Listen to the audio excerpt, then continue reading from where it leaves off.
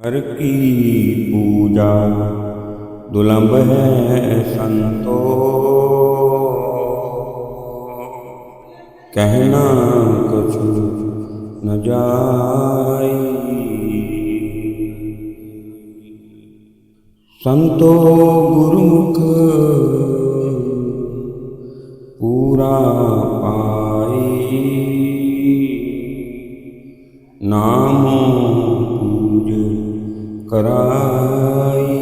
गुरु प्यारी सात संगत जी, राधा स्वामी जी, आज एक बार फिर से हम आपके लिए लेके आए हैं जो बाबा जी ने ब्यास में सत्संग किया। आज बाबा जी ने बानी ली थी, हर की पूजा दुर्लभ है संतो, कहना कछु न जाए।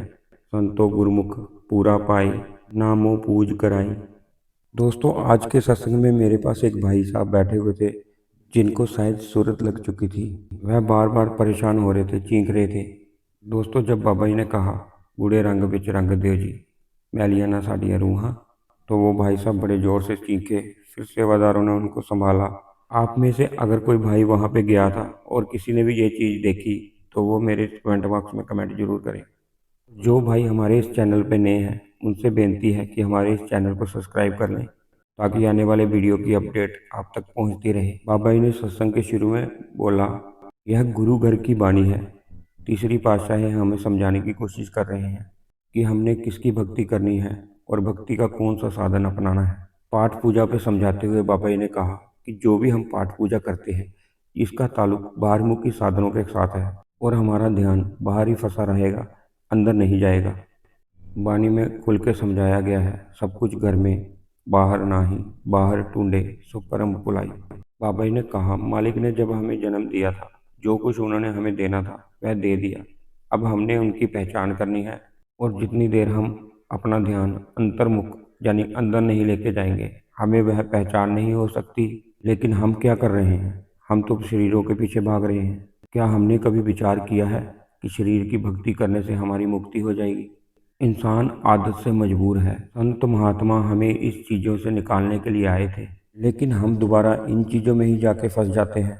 हमें सत्संग सुनते हुए इतनी देर हो गई, हम सत्संग को समझ ही नहीं पाए। हम अपने मन के अंदर झूठी तसल्लियाँ लेके बैठ जाते हैं।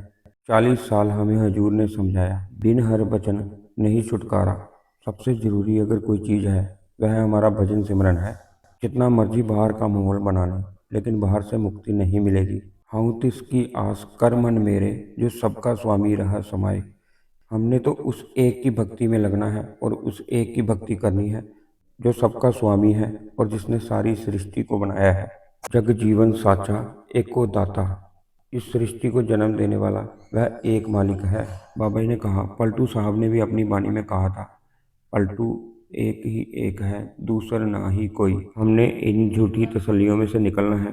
जिन्होंने ध्यान अंतर्मुख करके उसकी पहचान की है, संत महात्मा उनसे खुश होते हैं। वह जीव संतों की नज़र में सूरमा है।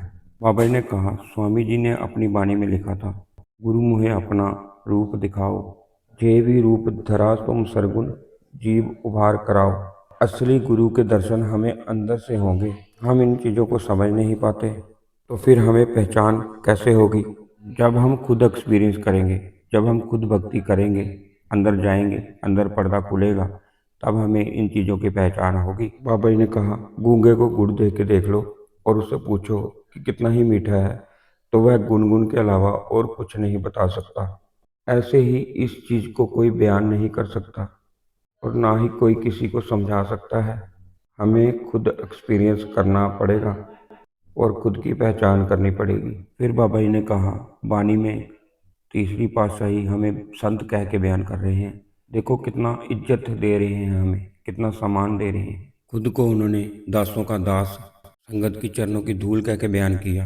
वो हमारे अवगुणों को, हमारे कर्मों को नहीं देखते, वह हमारे अंदर की शब्द की ताकत, हमारे अंदर के प्रकाश को देखते हैं। अब हमें समझाते हैं कि हमने किसकी संगत करनी है। हमने गुरुमुखों की संगत करनी है, लेकिन हमारा मन हमारे पे बहुत ज़्यादा हावी हो रखा है। मन हमारा संगत का बहुत ही जल्दी असर लेता है। अगर जुआरियों के पास बैठेंगे तो जुआ खेलने की आदत पड़ जाएगी, और अगर चोरों में बैठेंगे तो चोरी करने की आदत पड़ जाएगी। और मालिक के भक्तों और गुरुमुखों की संगत करेंगे तो हमें भक्ति करने की आदत पड़ जाएगी।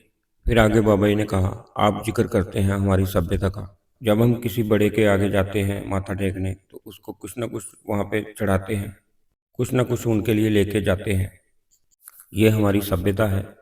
लेकिन जब हम मालिक के घर जाएंगे तो हम मालिक को क्या देंगे और क्या हम दे सकते हैं?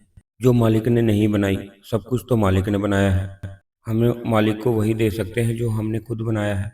बाबा जी ने कहा, पहली पातशाही अपनी उदासियों के समय एक राजा के दरबार में गई। उसे भक्ति का बहुत ही ज़्यादा शौक था। राजा पहली पातशाही के लिए भेंट लेके आया। पहली पातशाही ने उनको कहा, हमें वो सुपुर्द करो जो तुम्हारी अपनी है। राजा ने कहा, जब राजा ने उनके आगे राजपाट आप रख लो, तो उन्होंने कहा, राजन नहीं, ये भी मालिक का दिया करो जो तुम्हारी खुद की ये प्रजा रख लो। उन्होंने कहा, यह भी मालिक के बाल बच्चे, मालिक ने तुम्हें बाल बच्चे भी मालिक ने बनाए रहा नियुक्त किया। मालिक ने उन्हें समझाया, उन्होंने अपना तुम्हारा बनाया किया। सिर्फ यहाँ पहली पातशाही ने कहा, नहीं, ये भी मालिक का बनाया मेरी को हमने मालिक। फिर उस राजा को एहसास हुआ। बाबा जी ने कहा, जब हम इस मैं और मेरी को हम सुपुर्द मेरी समझ से परे और अंतर्मुखी होके उस मालिक के आगे पातशाही के चरणों में गिर हमारी भक्ति कबूल और कहने लगा, आप ही बता दो वह कौन सी चीज़ है। फिर पहली पातशाही जी ने कहा, इंसान ने आके यहाँ पे मैं और मेरी बनाई है। उस फिर राजा ने कहा कि सच्चे पातशाह सब कुछ आप ही रख लो। फिर पहली पातशाही जी ने कहा कि राजा, मुझे तेरी ये चीज़ें नहीं चाहिए, मैं तो सिर्फ समझाने के लिए आया हूँ।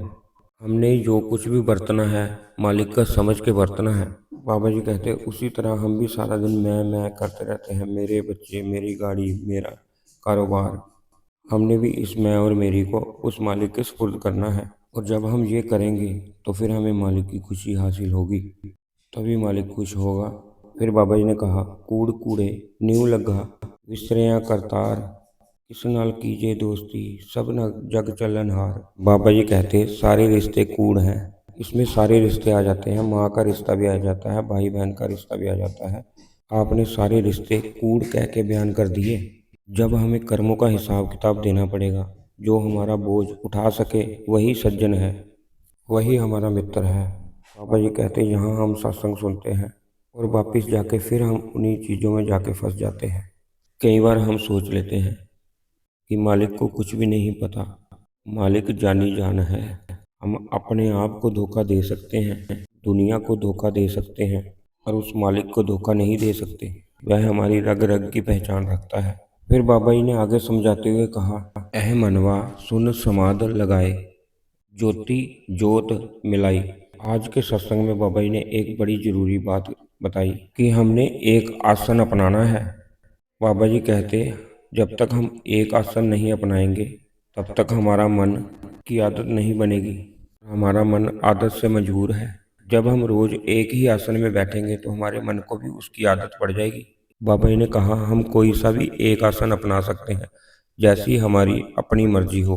जब तक हम अंतर्मुख होके जीते जी उस मालिक के साथ रिश्ता नहीं जोड़ेंगे, उतनी देर तक हमें अंदर से दर्शन नहीं होंगे। फिर बाबा जी कहते, अंत में आपे करता आप कराए, कि सब कुछ कराने वाला वह मालिक है। सृष्टि में हम आए हैं, मालिक के हुक्म से आए हैं और हमने मालिक के हुक्म में ही चलना है और मालिक के हुक्म में रहना है। जब तक हम ऐसा नहीं करेंगे हमें सुख नहीं मिल सकता, हमें शांति नहीं मिल सकती। फिर बाबा जी ने कहा, आप जी ने वाणी में हुक्म दिया था, हुक्म क्या है? एको नाम हुक्म है नानक, सतगुरु दिया बुझाए जियो। तो कुछ इस प्रकार था आज का सत्संग। वीडियो देखने के लिए आपका धन्यवाद। अगर आपने हमारे चैनल को सब्सक्राइब नहीं कर रखा तो कृपया करके चैनल को सब्सक्राइब कर लें। राधा स्वामी जी।